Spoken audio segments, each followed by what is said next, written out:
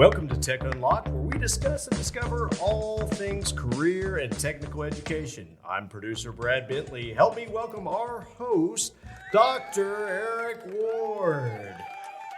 Well, thank you, sir. Thank you very much for that introduction. And welcome to the first episode of TechUnlocked, where we're going to focus on all things career and technical education, the importance of technical skills in today's ever-changing work environment. So I want to start talking about the modern version of career and technical education is dynamic. It's student-centered, and it's an approach to education that integrates academic knowledge, technical skills, real-world applications. And so this type of education and training prepares students for high-demand careers, lifelong learning, and also global competitiveness.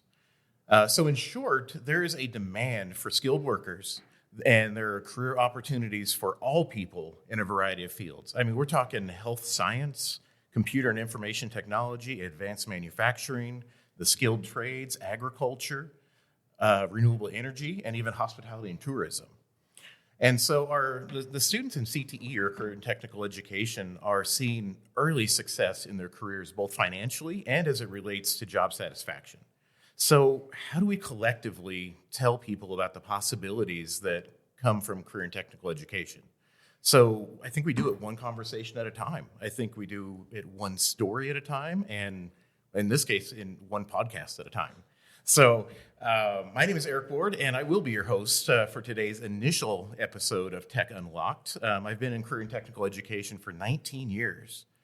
So it's been a little while, serving as a high school business and marketing teacher, a student organization advisor, which you've not lived unless you've advised student organizations, an assistant director at a technical college, and a deputy superintendent, now current superintendent of a technology center here in the great state of Oklahoma. So I'm proud to be a part of arguably one of the best career tech systems, and I just think we keep getting better and better. And our co-host and producer and voice guy from above is the one and only Brad Bentley. I know you met him a little bit ago, but he is a man of many talents, part-time DJ, play-by-play announcer, content creator, and storyteller. Also, I may say newly platinum blonde. What happened? What happened to your head? I'll let everybody know right now. This is a what not to do. Don't bet high school kids on the outcome of high school football games. That's the ultimate thing. So because you lose and you have blonde hair. I'm now Malibu Ken. You got to be accountable. Being accountable is important in this life. So as lifers in the CTE business, we're always looking at better ways to tell our story and tell about the millions of students that have benefited from gaining technical education and the industry-based certifications and credentials that go along with it. So with that being said, what better way to tell a CTE story than to get the scoop directly from the top? So our guest today, Brent Haken, became the 9th state director of the Oklahoma Department of Career and Technical Education in January of 2023. Before he was named superintendent at his previous school district, he served in several capacities, including agricultural education instructor, elementary assistant principal. Wow, there's got to be some stories with that. That's a tough one right there. I learned a lot. Special education director, high school principal, and testing coordinator. So it is my honor to welcome our guest today, the director of the Oklahoma CareerTech system, Brent Haken. How are you, sir? Man, I feel awful welcome. Thank you guys for letting me be here, and glad to talk about CTE anytime. All right. Well, one of the things that I didn't mention at first on your resume here is that you were a guest on episode 401 of The Way I Heard It with Mike Rowe. Man, you know the episode. I tell you, you know what? I'm lucky I wasn't there because I would have fanboyed over the whole thing. Well, I was kind of in shock myself. So we weren't there to do a podcast. I don't know that everyone knows that, but we were there to shoot a commercial for OERB, and Mike Rowe was so awesome. He's like, "Hey, I think we should do a podcast," and I'm like, "Yeah, we should. We should definitely do that." That's hey, if he says yes, yeah we're in. So I'm thinking we'll schedule this, we'll get it set up, and then 30 minutes later, we're doing a podcast. So it was really organic, really fun, and he loves us. He loves what Oklahoma CTE is. He loves CTE in general, so he's a great spokesperson for what we do and the students that want this education. He's a spokesperson for them. So did you guys record that in a tool room? Yeah, we were in the tool room there at Central Tech. So the reason we were there is they have a pipeline technician program, and OERB wanted to film that. And long story short, we're there, and he's going through that school, and he's like, I bet it'd be awesome if we're in this tool room, which sounded really cool until we realized it was hot, and there was no air conditioning there, and I'm in a suit and tie, and he's like, oh, just lose that stuff. Just we're going to sit down and chat. So it was great. So did you have anybody come in and ask for a wrench while you were in there? Screwdriver, any of those things while it was going on? No, they had a production team that was just camera crews, everywhere. So then the students that are coming in are just kind of looking over their shoulders like, what in the world's going on in the tool room today? Yeah, they didn't want any part of the tool room at that point. They're like, well, just stay outside. So let me read you a couple quotes from Mike Rowe that I've used in the past to try and describe the importance of CTE. And tell me what the first thing is that comes to mind. So here's his quote. You asking Brad? Or you asking me? I'm asking you. Oh, okay. Hey, yeah. All right. Brent's he's just the face back here behind him. Hey, keep the applause button going. Just keep that happening. We're going to need that here in a second.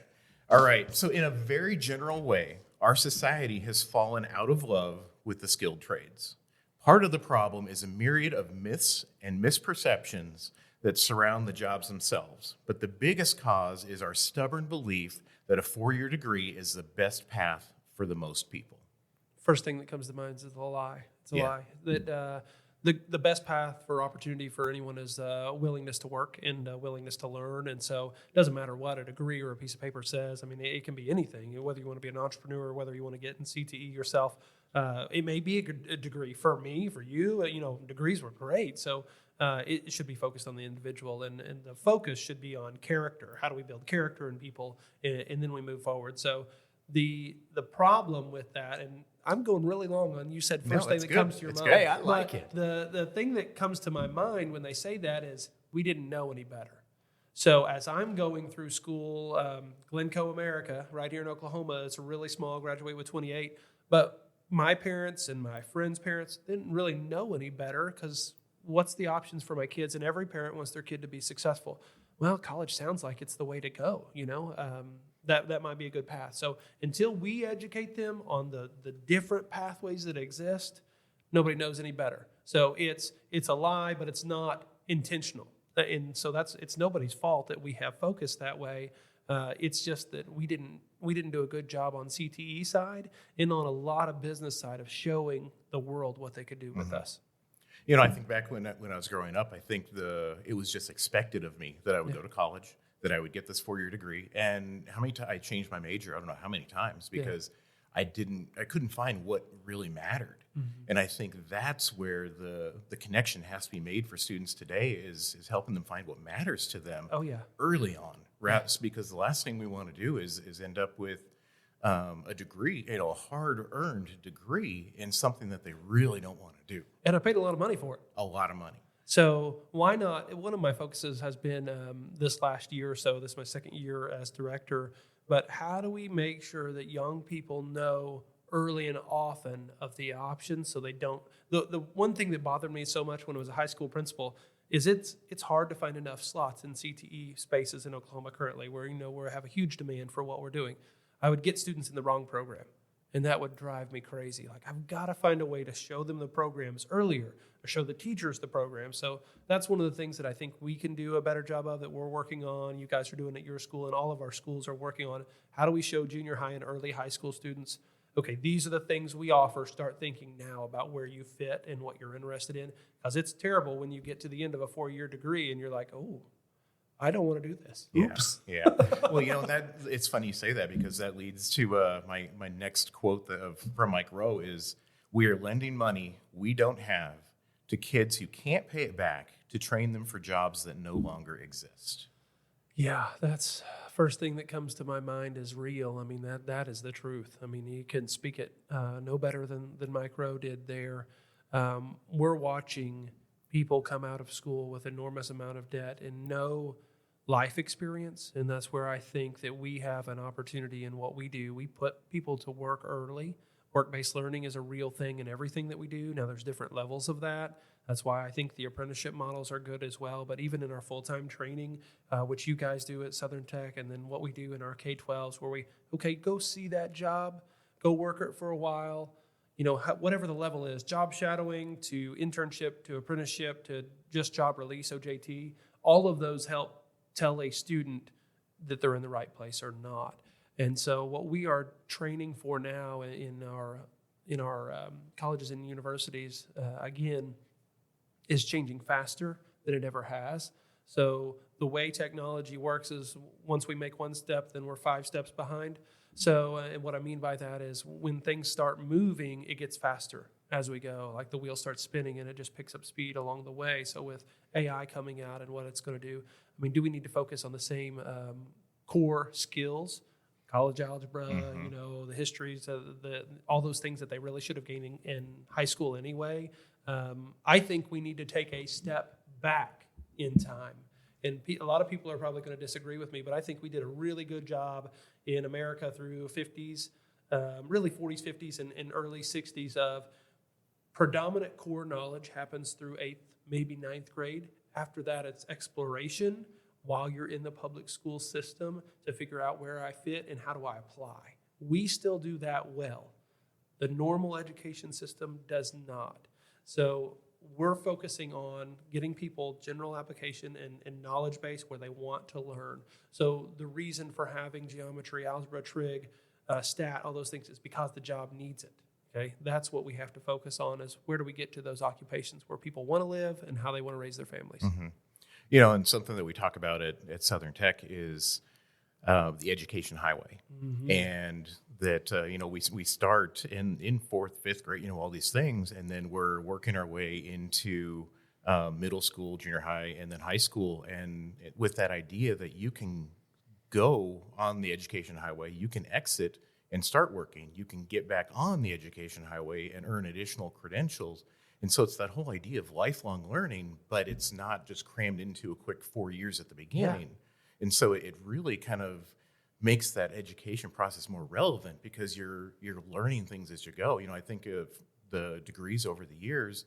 If I'd gone right after my master's degree or something like that, right after my first 4 years, it wouldn't have made much of a difference. I don't know how some people do that. It's some people do, and they're successful, but I was the same way. If I hadn't got some years in the classroom first, I'd be like, what was I getting this master's for? Mm-hmm. So I think it's important what you guys are doing and focusing on a highway, not only because people need to have time for life in between and what work and what family things are we doing that are relevant with that, but the workplace is changing so mm-hmm. fast. Every company is having to keep up with what's the new thing that's coming to us. If you're in manufacturing, it is not going to be the same today as it is 10 years from now. So those people are going to have training along the way. And so get them into work early and support them as they go through. That's going to be the model of most workplaces now. It already is where we support our employees while they're here. And so if we can model education after that and be more demand-focused instead of supply-focused, then we're going to continue to thrive. For those that want to be supply-focused on, we push out this certain set of criteria only, then that's not going to work in modern society. Yeah, and I'm having some of those same conversations with my daughter, who's a senior this year. Yeah. And, she, I think, has just heard from people around her, the 4-year degrees, the way to go, and all these. And my discussion with her is about, okay, so what happens if 6 months into this, you decide you don't want to do that, or something else in life happens, and now you always have to have a plan for each one of those exits on that education highway. Absolutely. And each one has to lead to gainful employment. That's right. Because she's not going to live in my basement. No. Forever. Maybe a little bit, but not forever. We've done that too long anyway, as we've coddled our kids for too long. And I'm fortunate that my kids are very independent, and I was, and we're fortunate because the farm does that to us most of the time, but not everybody gets that setting. So how do we make sure that they're ready to support themselves? And I think that's a great point that you bring up. Every person has to focus on how do I earn my way? Not what's going to be given to me, but how do I earn my way? If you want to have success, whatever that level of success, you got to earn it. Nobody gives it to you, so quit waiting on it. And I think that's going to be vital for this generation that we're bringing through, but it's also vital for generations that passed that we missed. So I think that, and we're fortunate in Oklahoma CTE that we get to support people, whether they've been incarcerated or whether they dropped out of high school, and they can come back and get help from the system because things happen along the way and they weren't exposed to the right things, or life happened and you need a chance to reboot. And that's the job of education, is to be a public service. So how are we a public service so people get the tools that they need so they can raise their families? That's what we're here for. No, I would completely agree. I think the word is every person has value. Yeah. And whether it's they've taken detours along the way or whatever the case may be, they are here now, and they want to and need to learn skills in order to provide for their families or whatever else they want to do in the future. So, I would say nationally, there's been a positive reemergence in the way people feel about career and technical education. But how do we, I guess, help the influential adults in the lives of today's students understand that students don't have to choose between taking college courses and taking a technical program at a CareerTech? Yeah, so the both is what people need to be. So I focus on, and our staff focus on and instead of or, and trying to make sure that everyone knows that. We have to do a better job in CTE of making sure that we are team players in education. And so I've seen it work well. You guys have seen it work well also, where we invite people in to see what we're doing. We get hesitant to do that because we think people will try to duplicate or copy. And there are going to be some of those. I mean, that's going to happen. But the greater good that happens from that is people get exposure to what we do. So one of the greatest things that I did, not that it was rocket science, and people have done this before, but as a high school principal, I took my whole staff on a professional development day, and we went to Meridian Technology Center and said, you need to see what's there, because you're the one the kids are listening to. We have one counselor. I have 29 teachers here. So the teachers are going to have a bigger influence. So you need to come see what they're doing. The principal and the counselor have been there. You need to go through programs for a day and say, okay, show the kids what they could get out of this. And how could they really make this, maximize the opportunity? And then we changed graduation requirements in Oklahoma this past year. So that's going to be really influential to help get the word out. And we've been trying to do that, but it's going to take a lot more effort than we've even given so far.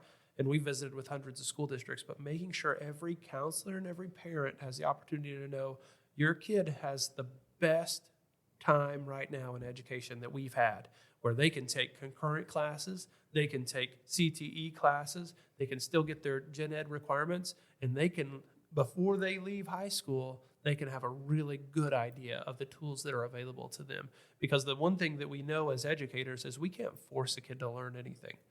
But when they're ready, they need to know where those tools are, and they need to know that they can have a good experience. So we think too much of ourselves often in education. We think we are the be-all, end-all. We're going to get all things done for every kid. And I came from the K-12 side, so I'm going to get every kid ready for life by the time they're 18. Well, that's a bunch of junk. They're not going to be ready. I mean, they're going to be kids. So we have to give them a good experience where they know where to go when they need help and who to come back to. And if we can focus more on that, about providing for the student and a want to learn instead of a you learned everything, because I still have a lot to learn. I think that most of us do. And so we got to provide the right kind of experience for them. And now we're doing that. Mm-hmm. So we're stacking college, we're stacking CTE, we're with the high school experience. And it's a beautiful thing that is coming to fruition now in Oklahoma. Yeah.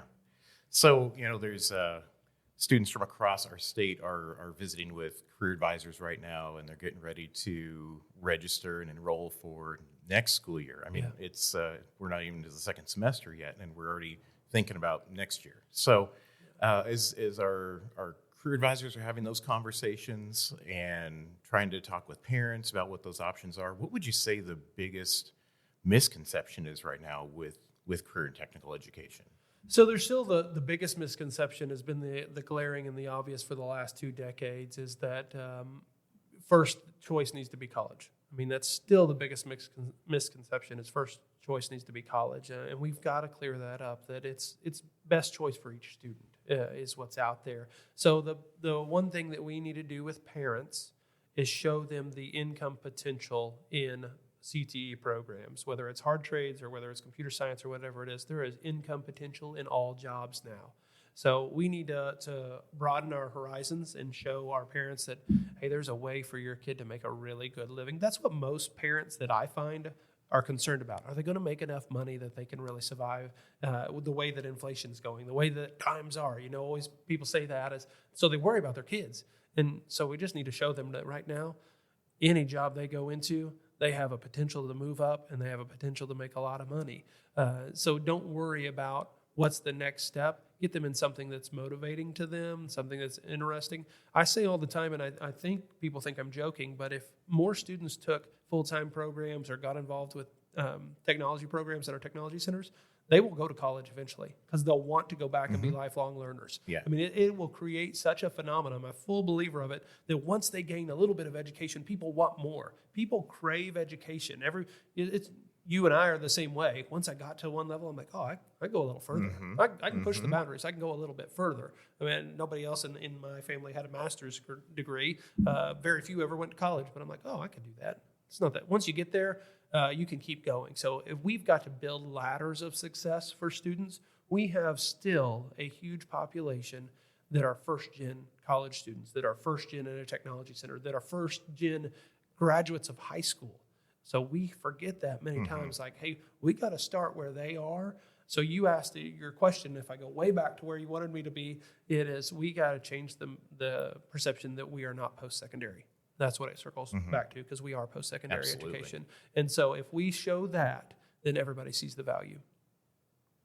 So what would you say some specific benefits that, besides just the training, that students get from being in a CareerTech program?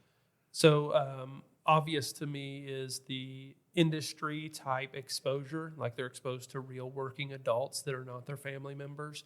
I don't think that we often realize how beneficial that is. And I think back to even when I was growing up, I worked for my family in their business, which was custom harvesting and farming. But I remember when I was like 15, 16 years old, Dad's like, you need to work for someone else, not family. So that's the thing that you get when you're in our programs is you're in a more of a work-like environment. It's still educational, but it's very much associated with business and industry. So you start seeing what's like there. Our instructors are so good about telling people what it's going to be like in the workplace. That's what's different. If you go through your education from pre-K through 12th grade in your traditional high school, and I love those experiences, most of the time those teachers don't know any other industries because they've only been teachers. Whereas in our world, most of the time they come from industry. So they have seen a myriad of things, and they may have changed jobs 5 or 6 times, so they have such a different exposure to these kids. So that's the biggest takeaway that I think people have. The other thing that I think that students have when they come to CTE is the beautiful transition of application of academics. So it's no longer, why am I learning this? I mean, we hear that all the time, whether it's English classroom or math classroom or social studies, why am I learning this? Okay, when you're in our programs, it's evident. Oh, this is why I needed to know Pythagorean theorem. This is why I needed to know Ohm's law. This is why I needed to know X. I mean, it is important that you know these things because you're using it day in and day out. So I taught high school agriculture education for 8 years, and I had such an easy job of teaching in the classroom because I could take whatever I wanted to that day and I could say, okay, you're in biology and we're in animal science. I can show you where it's relevant. Or you're in a geometry class and we're building a trailer in an ag shop. I can show you where what they're teaching you is relevant. I feel for the teacher in the classroom that doesn't know that, because then I'm like, I don't know what I would do with my job. How would I motivate a student? So we put hands to work and we take the academic skills and make them real. Yeah, I remember sitting in sophomore geometry. And you're like, there's angles and this and that, and then Vanilla Ice had just come out, and the important stuff, and obviously it didn't matter. That's right. But you trying to get a date on Friday night. Yes, that's what I was. I was like, all hey, it was. I have a basketball game, and I'm hoping to go out with so and so after. Yes, and now you put students in a setting like our construction program where they're learning geometry, and they. These angles now mean something. Oh yeah. Your rise and rise and run are important when I'm going to set a rafter. Very much. And it's amazing to walk across the different campuses in our state and see these students that are just immersed in this experience. Oh, I was at Green Country Technology Center the other day, and we actually had a board meeting there, and so we wanted a tour afterward, and we walked into the machining program, and they're doing trig on the board, and one of the board members is like, whoa, that's trig. I'm like, how do you think you machine things? I mean, you have to calculate what's going to go on. Just like you talked about with a construction, it's not just the math to figure the rafter, but if you did it wrong, it makes dollars and cents. Yes. And you may lose your job. You do it wrong enough times. So it's real, it's tangible, it's fun. It's people's minds get so sharp by putting their mind to work with their hands. I mean, it's no different than playing a guitar or the drums or something like that. It's like, I get to take something and make it happen. I get to make music with this. And so academics become relevant. People want to learn it. There's no doubt that we can increase ACT scores. We can increase outcome if we put people in project-based learning. Mm-hmm. Well, there's a lot of math that we know that show that students graduate at a higher percentage rate than students in CTE, the students that aren't in CTE programs. I mean, it's that data has been out for years. Well, that's why Alabama's making every kid take a CTE course before they graduate. They're making them take it. It's like, this is what they got to do. This is how we're going to be successful. And so other states are going to have to catch on. And the problem with all that, no secret, does it cost money. Yeah. Dang it, I wish it didn't cost money, but it does. And CTE is expensive. And that's another thing. It's not on your question list probably, and so I apologize. But we always have this, it's cheaper to go to CTE. It is in Oklahoma because we pay for it from taxpayers, okay? But it's not cheaper. It's more expensive per class. And so we've got that mindset, it's cheaper to be a plumber. We've made a system that is unmatched in this country for how you can get that training, but it's not cheaper. Somebody's paying the bill. And so we have a great opportunity in Oklahoma in the system, but there's a great cost with that. We averaged last year for a year of a full-time program was $14,000. I mean, it costs some money to get you those materials, to get you hands-on work, to pay an industry professional to come to the classroom. All those things have an expense, and you can't put large numbers. I mean, I'm jealous of some higher ed systems where you can have an American history class with 300 students in that. I mean, that is a revenue source for the school. Yeah. Can't do that in CTE. I can have 12 people in my nursing class, for that instructor. So it just costs more because what we're doing is very technical. That's in the name. You can't make mistakes. It has to work. It has to be right. It has to be safe, and it has to help people in a lot of fields. So it has a cost. Everything has a cost, but the jobs are great. Yeah. I was just thinking, I didn't know it at the time, but I started off in a career and technical education class back in the early 90s, and known as shop class. Oh, yeah. And so I took shop class where I learned how to make a set of bookshelves.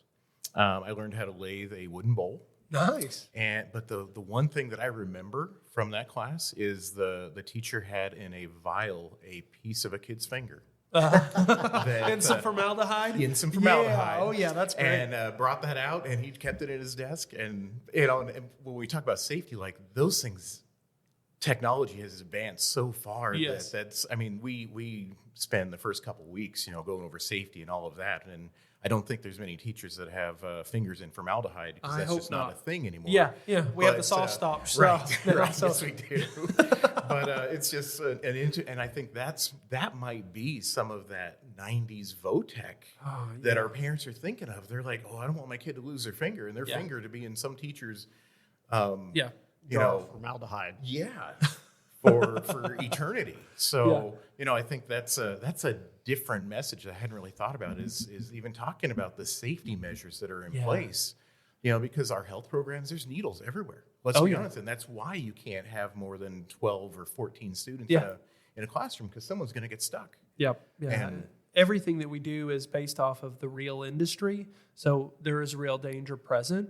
The good news, like you mentioned, I mean, the precautions that we have now that we learned along the way after some kids lose their fingers, we're like, we could do better than this. Yeah. So we have some tools now that are make our education much safer than they have, but that's in limited capacity still. You still have to be mindful of how many people you're putting in space, especially when we're talking about 16 to 24-year-old students that are our bulk. Okay, those people aren't always aware because they haven't been around these things before. So my 12-year-old son runs a skill saw most days at our house, but a lot of 12-year-olds don't. So I can't have his friends over and have them running one, okay? So you put a whole classroom of those kids together, and it's important that we keep safety at the forefront of our mind. But, maybe we haven't shown what we can do in what we do now, because we're not your granddad's VoTech, isn't that the are saying? not. We're not your granddad's VoTech anymore. So we have the tools to be safe, and the industry drove that too. So we talk about industry and how big of a role they play in CTE. The workplace has gotten safer. So as the workplace gets safer and we have safety, we provide a lot of that safety training, then our classrooms get safer as well. So it's really good for parents to be educated on that.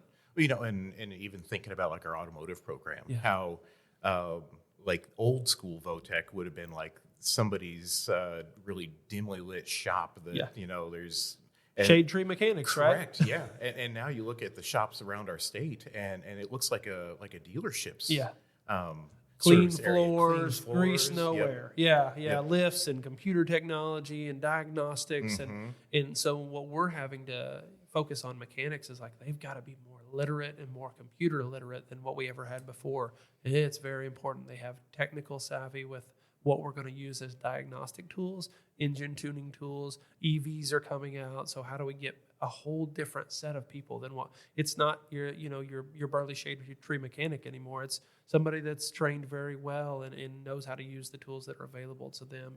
And so it's definitely different. Yeah.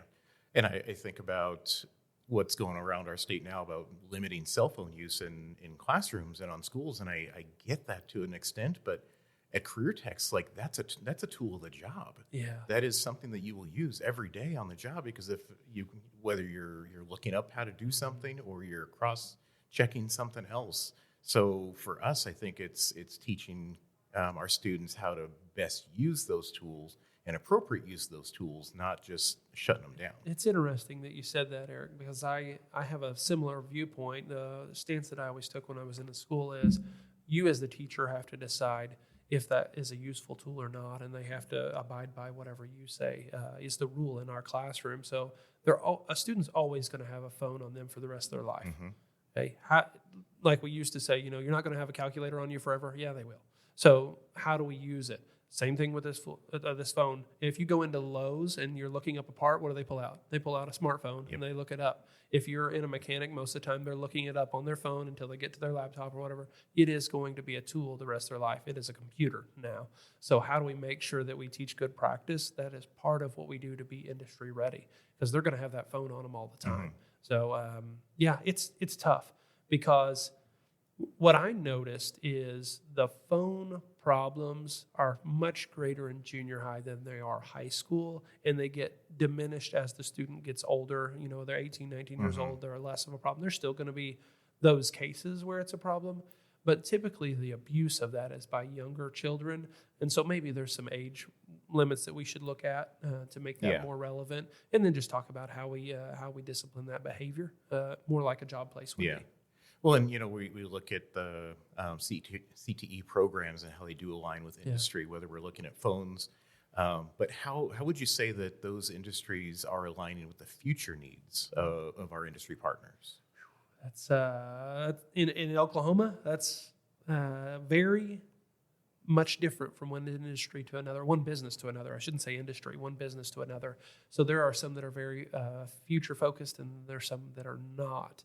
I think part of what we do well in Oklahoma through our advisory groups and through our collective ACD and WED approach is to give all industry a baseline of where we're going. So we're unique in that way too, that when people come to our schools as an economic development tool, we help showcase where we're moving, because I don't know that our business and industry in all aspects always know what's coming next, because we have so many small businesses in Oklahoma, but hopefully we can be a resource for that. Now, a lot of our large businesses ahead of the curve or knows where things are coming, but they have to make a dollar now.